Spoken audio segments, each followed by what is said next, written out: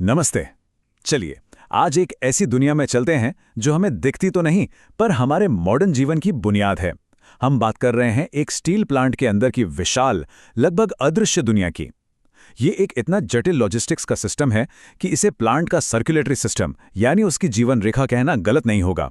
इसी पर उसका वजूद और कामयाबी टिकी है।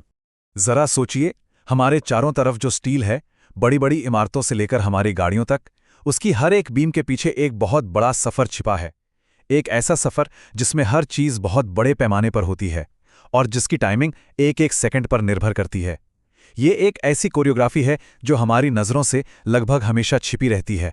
तो सवाल यह है कि करोड़ों टन पिघले हुए मेटल और कच्चे माल के इस विशाल ऑर्केस्ट्रा को चलाया कैसे जाता है, जहां हर एक मूवमेंट को सेकंड्स के हिसाब से सिंक्रोनाइज करना पड़ता है। ये एक ऐसी लॉजिस्टिकल चुनौती है जो किसी शानदार म्यूजिकल परफॉर्मेंस से कम नहीं है। तो ठीक है, चलिए इस विशाल मशीन के अंदर झांकते हैं। सबसे पहले स्टील की जबरदस्त सप्लाई चेन को समझते हैं। ये समझना बहुत जरूरी है कि आखिर ये ऑपरेशन सच में कितना बड़ा होता है। इसका स्केल समझने के लिए बस एक नंबर काफी है, 59। यह एक ही मालगाड़ी में लगे डिब्बों की संख्या है जो कच्चा माल लाती है, और हर डिब्बे में हजारों किलो माल भरा होता है।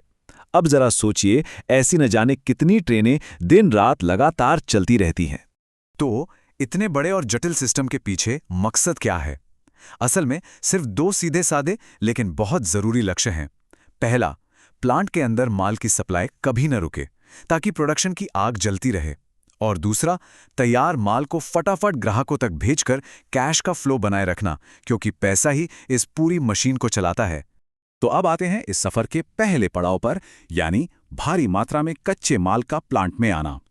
कहानी की शुरुआत यहीं से होती है, जब खदानों और पोर्ट से हजारों टन आयरन ओर और कोयला प्लांट की तरफ अपना सफर शुरू करते हैं।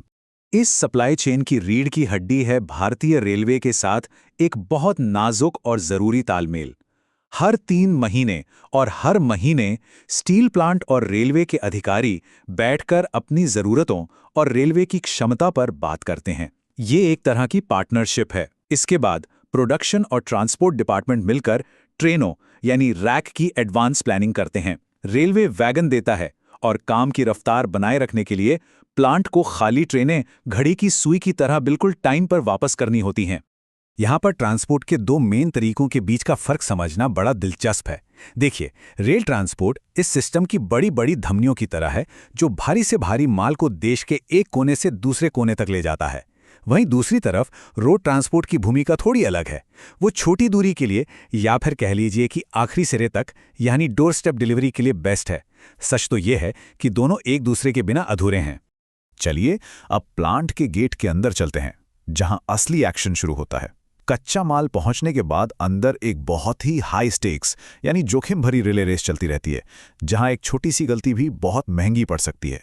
प्लांट के अंदर दिन हो या रात, गर्म धातु, स्लैग, तैयार स्टील और स्क्रैप जैसी चीजों का मूवमेंट 2400 घंटे चलता रहता है। ये एक ऐसा डांस है जिसकी कोरियोग्राफी बिल्कुल सटीक होनी चाहिए। यहाँ एक भी गलत कदम और पूरी प्रोडक्शन लाइन ठप पड़ सकती है, जिससे लाखों का नुकसान हो सकता है। और पता है सबसे कमाल की बात क्या है? वो ये है कि प्लांट का पूरा लेआउट, उसका डिजाइन खुद लॉजिस्टिक स्ट्रेटेजी का एक अहम हिस्सा है।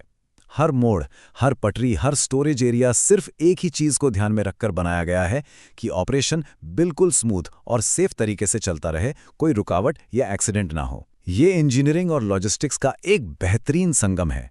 तो अब आते हैं इस सफर के आखिरी और शायद सबसे जरूरी हिस्से पर, तैयार माल को प्लांट से बाहर निकालकर कस्टमर तक पहुंचाना। यही वो पल है जब सारी मेहनत आखिरकार पैसे में बदलती है। तैयार स्टील को भेजने का प्रोसेस भी बहुत सावधानी से किया जाता है। सबसे पहले हर चीज की प्लानिंग होती है, फिर ट्रैफिक डिपार्टमेंट सही समय पर सही वैगन का ऑर्डर देता है। इसके बाद शिपिंग डिपार्टमेंट स्टील को लोड करके सारे जरूरी कागजात तैयार करता है, और आखिर में सब कुछ अच्छी तरह चेक करने के बाद ही तैयार रेक को रेलवे के हवाले किया जाता है, जो उसे दुनिया के सामने ले जाता है।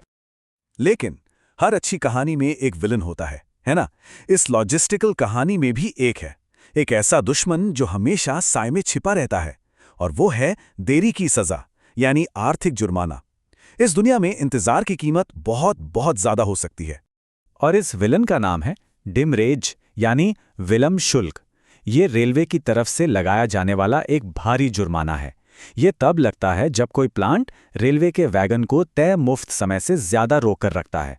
इसको ऐसे समझिए जैसे एक टैक्सी का मीटर चालू हो और वो बस इंतज़ार कर रही हो।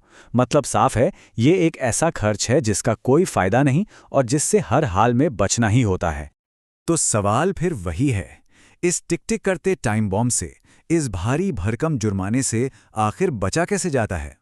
प्लांट इस अनदेखे दुश्मन से लड़ने के लिए करता क्या है? इससे बचने के लिए चाहिए फौजी अनुशासन और जबरदस्त तालमेल। सारे वैगन्स को दिए गए समय में खाली करना, फटाफट मार्किंग और अनलोडिंग करना, और फिर खाली वैगन के नए रैक को तेजी से बनाकर रेलवे को वापस सौंपना। इन सब पर नजर रखने के लिए एक सेंट्रल कंट्रोल यूनिट होता है, जो किसी एयर ट्रैफिक कंट्रोल टावर की तरह काम करता है। और आखिर में इतनी सारी मशीनों और इतने सारे सिस्टम्स के बाद बात करते हैं उस सबसे ज़रूरी चीज़ की जो इस पूरे सिस्टम को चलाती है, और वो है इंसान। ये एक लाइन पूरी कहानी का सार बता देती है। प्रोडक्शन यूनिट्स को शेड्यूल मानना ही होगा और ट्रांसपोर्ट डिपार्टमेंट को एडवांस में जानकारी देनी होगी ताकि मूवमेंट का शेड्यूल मैच हो सके। मतलब साफ है, असली गेम चेंजर टेक्नोलॉजी नहीं बल्कि लोगों के बीच का अनुशासन और परफेक्ट कोऑर्डिनेशन है। ये पूरा का पूरा ट्रांसपोर्ट सिस्टम जो प्लांट के हर कोने को जोड़ता है, उन अनगिनत सुपरवाइजर्स के कंधों पर टिका है जो ये पक्का करते हैं कि शेड्यूल से एक मिनट भी इधर उधर ना हो, क्योंकि यहां एक छोटी सी चूक भी एक डोमिनो इफेक्ट शुरू कर सकती है, जिसकी गड़बड़ी की लहर पूरे प्लांट में फैल सकती है। तो जाते जाते एक बड़ा सवाल, जैसे जैसे इंडस्ट्रीज बदल रही हैं, ऑटोमेशन और एआई का रोल बढ़ रहा है, इस जटिल लॉजिस्टिकल बैले का भविष्य कैसा दिखेगा? क्या मशीनें पूरी तरह से इंसानों की जगह ले लेंगी या फिर इंसान और मशीन के बीच सहयोग का कोई नया दौर शुरू होगा? ये एक ऐसा सवाल है जो हमें सिर्फ स्टील ही नहीं बल्कि पूरी इंडस्ट्रियल दुनिया के भविष्य के बारे में सोचने पर मजबूर करता है।